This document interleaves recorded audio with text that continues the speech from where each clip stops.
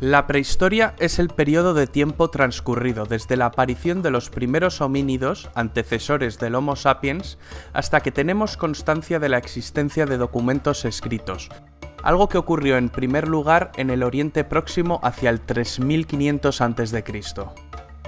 Durante este periodo vamos a ver cómo el hombre pasa de vivir en cavernas a ver la aparición de sociedades complejas que dieron lugar a los primeros estados y civilizaciones. Todo esto ocurrió en más de 2,5 millones de años. Los historiadores solían dividir la prehistoria en dos periodos, la Edad de Piedra y la Edad de los Metales. Dentro de la Edad de Piedra tenemos tres periodos: Paleolítico, Mesolítico, que es una época de transición, y Neolítico. El Paleolítico es el periodo más largo de la existencia del ser humano. De hecho, abarca más de un 99% de la misma. En el Paleolítico, el hombre, y cuando decimos hombre no nos referimos al Homo sapiens actual, sino también a sus antepasados del género Homo, aprende a tallar pequeños utensilios de piedra, de hueso y de asta de animal. En este periodo también hay evidencias de que aprende a domesticar el fuego. Domesticar el fuego es probablemente la mayor palanca de progreso de la historia de la humanidad, junto con la aparición de la escritura. El hombre vivía al aire libre o en cavernas, se alimentaba de vegetales, frutos y también cazaba animales. Estamos ante una sociedad cazadora-recolectora. Aunque pudiese vivir temporadas en una misma cueva, para subsistir debía moverse a aquellas zonas donde abundase más la comida. Es decir, el hombre era nómada. Los expertos sitúan la aparición del primer Homo sapiens, el primer ser humano moderno, en África. La denominan Eva mitocondrial, y de aquí surgió toda la humanidad. Sería como nuestra tatarabuela. El Homo sapiens acabó colonizando toda la Tierra y se encontró con diferentes especies del género Homo que habían evolucionado de manera distinta en diferentes partes del mundo. Por ejemplo, cuando llegó a Europa convivió con el hombre de Neandertal. El hombre era nómada, pero todo esto empezó a cambiar con la revolución neolítica. El clima de la Tierra empezó a variar, la temperatura aumentó y la retirada de los hielos hacia el 10.000 a.C. dificultó la recogida de vegetales y disminuyó la caza. Se va a extinguir toda la megafauna de este periodo: megaterios, dientes de sable, mamuts. Estamos ante el fin de la última glaciación. Se denomina revolución neolítica a una transformación radical de la humanidad en cuanto a su modo de vivir. La sociedad pasa de ser nómada a sedentaria.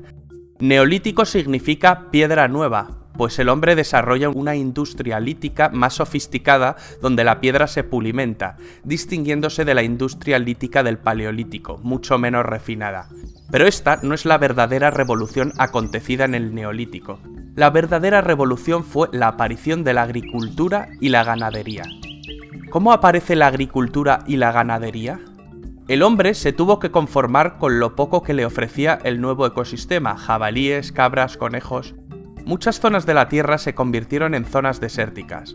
El hombre se instaló en las cuencas de los ríos que eran fértiles: el Nilo, el Tigris, el Éufrates. Es aquí donde empieza el proceso de neolitización, en la zona que conocemos como creciente fértil, con forma de media luna. Este cambio no se produjo de forma rápida, ni de la misma manera en todos los lugares, y tampoco ocasionó el abandono de las anteriores formas de vida. La domesticación de animales se produce en esta época, a excepción de la domesticación del perro, que es anterior. Después del perro le llegó el turno a la cabra, a la oveja, al cerdo. El hombre también aprende a domesticar las especies vegetales y a controlar las cosechas. Los primeros cultivos son de trigo, cebada y leguminosas como la lenteja, el garbanzo y el guisante. Todo esto permitió al hombre producir sus propios alimentos y no ir tras ellos. Ya no tiene que cambiar su lugar de residencia. Solo en aquellas zonas de mejores condiciones climáticas y de fertilidad, la sedentarización fue un hecho. Los primeros agricultores desarrollan el sentido de la propiedad, trabajan y se agrupan en poblados. Podemos citar como los poblados neolíticos más importantes a Jericó, Palestina, Tel Mureybet, Siria, y Cataluyuk, península de Anatolia.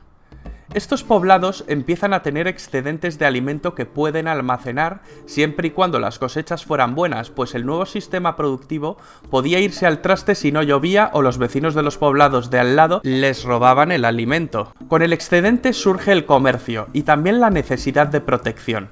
La sociedad se jerarquiza. En este contexto aparecen los estados y los ejércitos. En Mesopotamia se suceden a lo largo de 3 milenios diversos pueblos que fundan civilizaciones: sumerios, acadios, babilonios, asirios.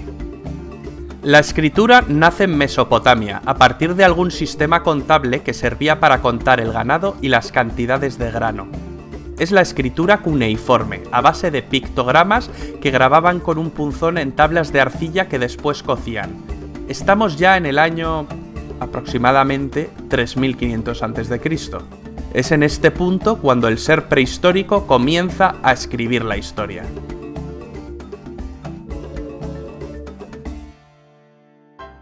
Tatarabuela, tatarabuela, tatarabuela.